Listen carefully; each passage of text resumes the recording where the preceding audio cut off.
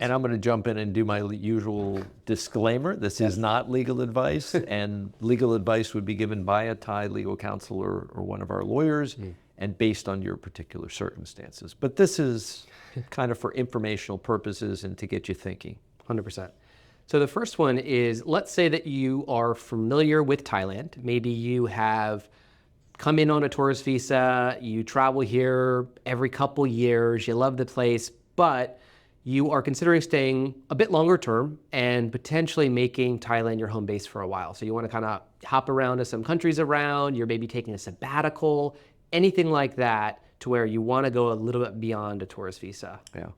And I think the DTV visa is ideal for that person. For 10,000 Thai baht, it's not a big investment in funds.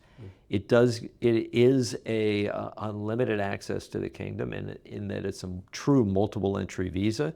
So you can kind of come and go as you please, staying for 180 days at a time. And by the way, if you don't want to be tax domiciled here, stay for 175 and then go elsewhere. But it offers that optionality and flexibility for anybody who hasn't said, I'm committed to making Thailand home. But I also don't want to come in for a 2-week holiday and go down to Koh Samui and go snorkeling for 2 weeks. I really want to get to know the culture and take advantage of the cost of living if you're a remote worker, or really kick the tires to decide if retirement is on the horizon, that this might be the place for you. Got it. So maybe you are approaching retirement and you're thinking, oh, maybe I want to move to Thailand. Maybe I want to live, in the Philippines. I'm not sure yet. Then something like DTV could work because it's buying you time, right? And you can explore a little bit more here and make sure it's right for you. And Thailand is a great regional hub. I mean, Suvarnabhumi, the airport at Phuket, Chiang Mai are all international airports. Vietnam, Cambodia, Laos are all an hour away. Singapore's a couple hours away. India's 3 hours away. So if you really want to soak in the region, this is a fantastic home base to do that from. Got it. So Destination Thailand Visa, DTV. Got it. Now, the next one, this situation is, let's say you want to be able to come and go easily to Thailand. You don't really want to invest a lot of time. Your focus is convenience. You just say, I want to be able to get off the plane, do what I want to do, come and go when I please. Money is no object in this case. I've definitely met some of these people where money is no object and convenience is the top focus. What do you think? So I think that's the privilege visa. And that's exactly what this is designed to be. And you can buy a privilege visa for 5, 10, 15 years. They have an excellent points reward program, concierge service, fast tracked at the airport. And you aren't limited to stay 180 days at a time. You can stay year round, year in, year out. It's really up to you, truly multiple entry. And even things like the 90-day residential reporting, which you have to do here under a lot of visa programs, they'll take care of that for you if you're here in Bangkok. Got it. So Thailand Privilege, and I think that went by a different name before, is that right? That's right. Most people will know it as Thailand Elite, but they did a rebranding and a sort of reorganization of the program, including enhancing the rewards points program last year. So Thailand Elite now is Thailand Privilege. Got it. Okay. So super convenient, easy. You're kind of filling out some forms and then you can kind of come and go. The easiest. Fantastic. Now, what about if you're looking to stay longer term, you're later in your career, maybe you have substantial investments, so you might not necessarily be retired, but you've made a good life for yourself, you're doing okay, you've got your dividends, you've got your investments, maybe you've got some investment properties, right? So you have something kind of kicking off some money here and there.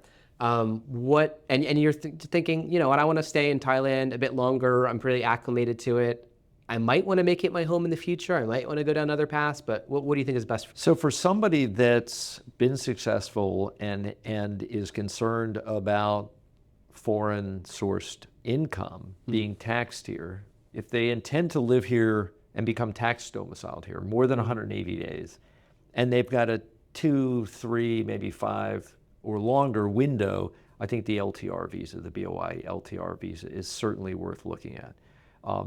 That visa costs, the government fee is 50,000 Thai baht, so it's, again, a pretty cost-effective visa.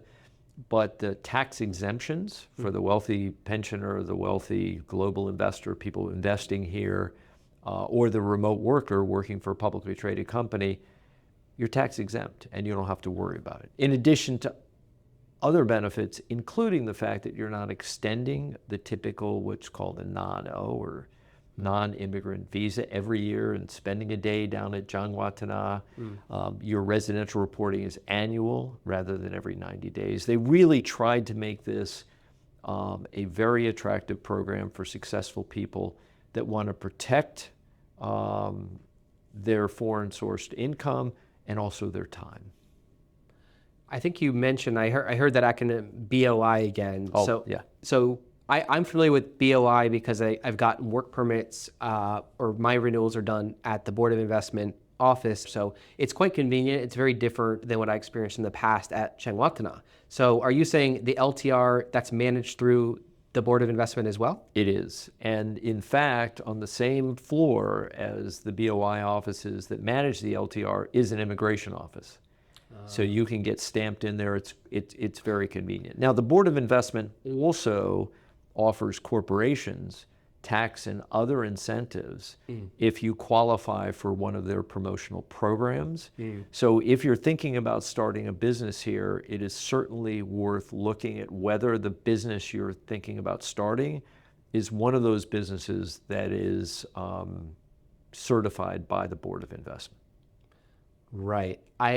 The way I would describe the Board of Investment office, I guess, that I've gone into when I've had to do renewals, it's a little bit more like a bank in that, there's seating, it's relatively busy, you're kind of getting your queue number, and you can get in and out of there very quickly. Like, it's quite efficient, it's not chaotic. I would say Chengwatana can be chaotic. It's not that people aren't working hard, but there's just so much volume there. There's so many people waiting in line there. And I've heard of people staying all day long trying to get some stuff done because maybe there's understaffed and there's just a ton of people. There's a ton of demand, right? I feel for the officers at Jangwatana. I mean, they're dealing with lots and lots of folks and with varying degrees of skill and respect and so on. And it's a tough job. But the BOI is typically dealing with folks that want to start a larger scale business or a business that's focused on tech or other kind of high value areas, or on the visa side, dealing with successful people in one way or another. But I love the Board of Investment here. It reports directly to the Prime Minister, and its charter is to drive economic growth, and I think they do a very good job. If you enjoyed this clip and want to watch more like it, click here. And if you want to watch the full video, click here.